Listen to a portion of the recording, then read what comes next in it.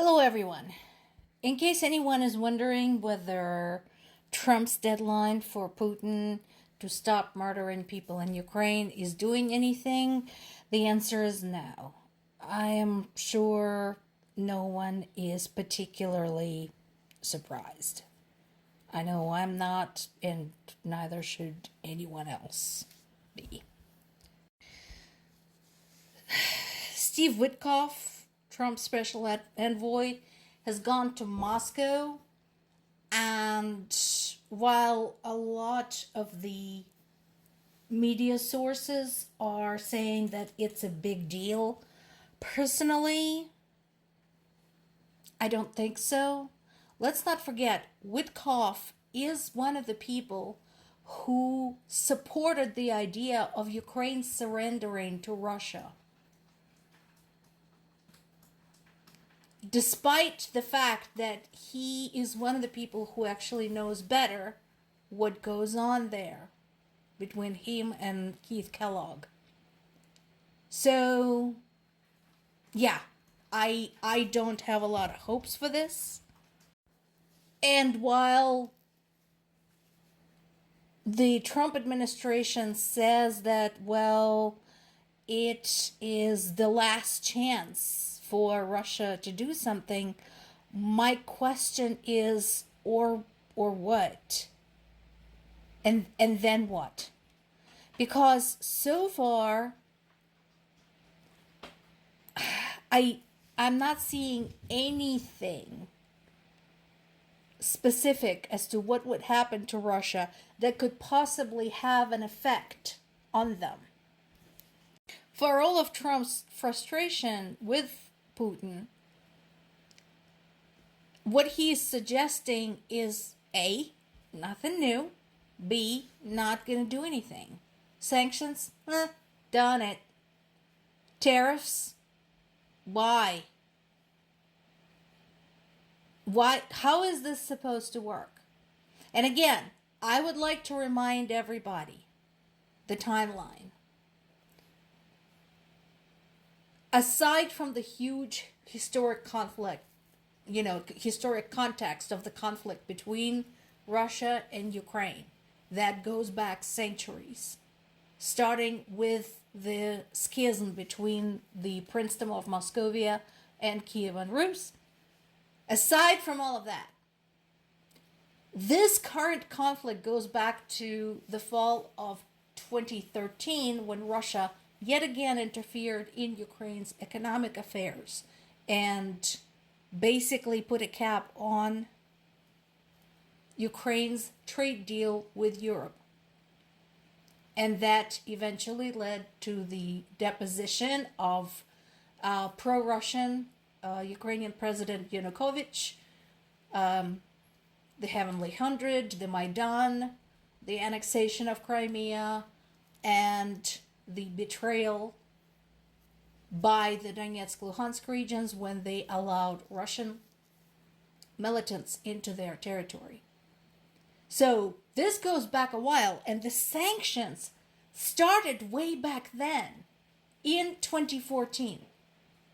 So Russia at this point has been under some form of sanctions this entire time. You do the math.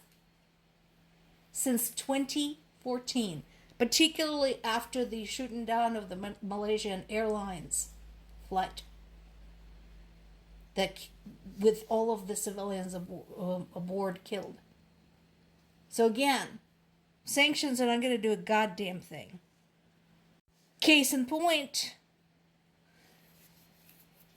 on one hand, we have Andrei Kovalenko, who is the head of Ukrainian National Security and Defense Council Center, who said that Trump might actually follow through, but overall feeling in Ukraine is, and then what?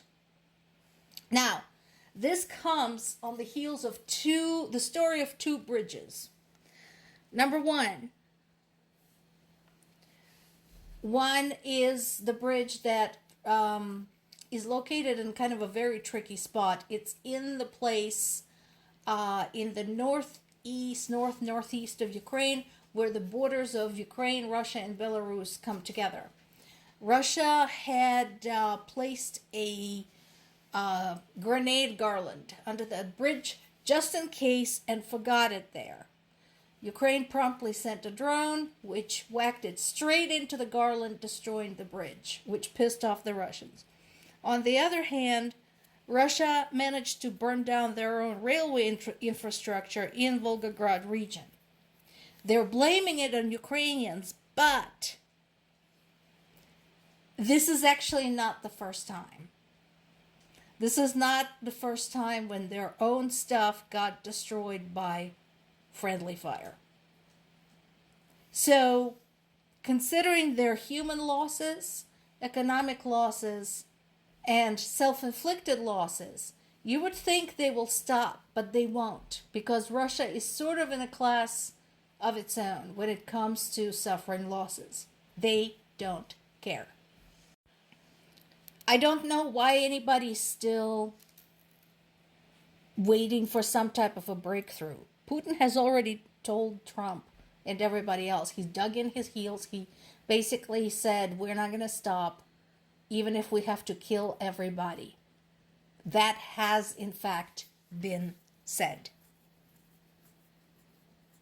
And yes, at this point, Zelensky administration says that I don't see any way toward peace other than through strength, read use of force, because these people don't understand any other language.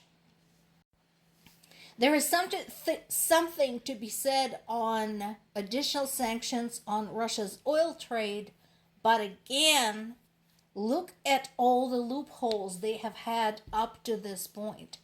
First of all, it's not even a loophole. It's the countries that refuse to join the sanctions.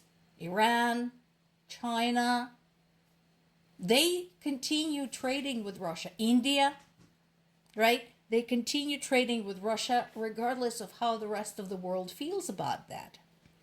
Loophole number one. Loophole number two, we talked about it, the shadow fleet. Russian oil being transported elsewhere in the oil tankers under the flags of other countries, which creates a whole other bunch of problems in terms of tracking, figuring out who organized it, who set it up, and then any type of penalties. And once again, Zelensky keeps offering a direct meeting to Putin and keeps getting rejected. Because from Zelensky's standpoint, it's kind of a dare. It's like, you know what? You want to destroy my country? Come look me in the face and say that. And what Russian administration is saying is that no, the only way we're going to meet is that if Zelensky is ready to sign Ukraine's capitulation. Not going to happen. And more Russian airplanes have been destroyed by Ukrainian drones in Crimea. One has been destroyed completely, and another one was damaged, and 3 more have been hit relatively lightly, but not flyable. So for all intents and purposes, Russia now has 5 airplanes that are not usable at present. One of them never to be usable again. As far as I'm concerned, that is good news. And that is yet another day when I asked the question to those who suggest that Ukraine should surrender. If this was your country, your city, your home, your family, is that what you would do? No replies so far. More to come.